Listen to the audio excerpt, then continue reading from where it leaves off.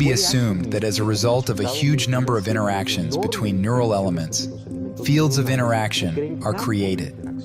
And these fields of interactions, which we call neural fields, might not be limited by the brain structure, but they affect the structure of space and serve as means of transmission from brain to brain. It means that each one of us is interacting all the time without us knowing, without necessarily being aware.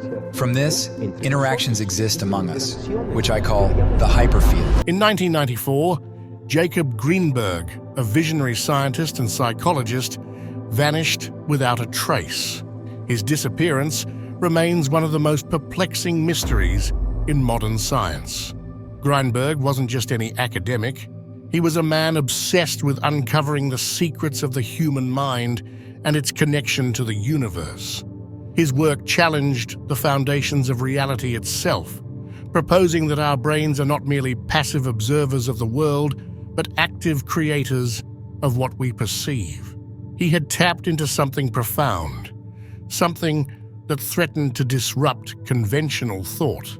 And then he was gone. No body, no clues, only whispers of conspiracy. Could it be that his groundbreaking discoveries made him a target? Was his research into the hidden matrix of reality so dangerous that it had to be silenced?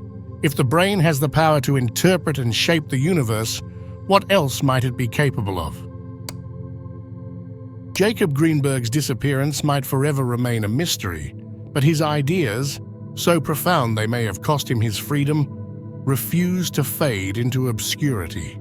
At the heart of his work lies a revolutionary concept: the primary matrix, a field of energy and information that exists beneath everything we perceive. According to Grinberg, this matrix isn't something we see, touch, or measure directly. It's the hidden foundation of reality itself. Imagine a web stretching infinitely across the universe. This isn't a web of physical connections, but one of pure potential, a structure that holds all possibilities, waiting to be realized. Grinberg believed that this primary matrix contains every possible reality, every experience, and every piece of information that could ever exist. But how do we, as individuals, interact with such a vast and invisible field? Here's where his theory becomes truly groundbreaking. The human brain acts as an interpreter of the primary matrix. Far from being a passive organ, the brain actively decodes the energy and information within this field, transforming it into the world we experience every day. In other words, the universe isn't simply out there.